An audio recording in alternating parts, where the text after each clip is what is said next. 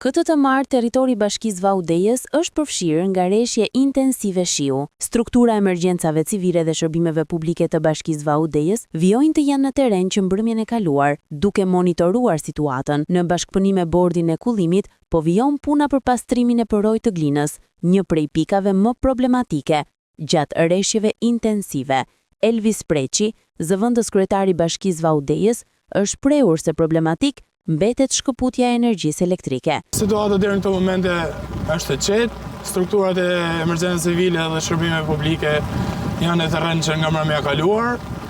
Në bashkëpunim me bordin e kullimit po bëjmë mundën pastrimin e vazhdueshëm të përrojit të Glinës që mundon të kena sa më në kontroll situatën. Shpresojmë që mos të kemi progresim të motit më të teshëm.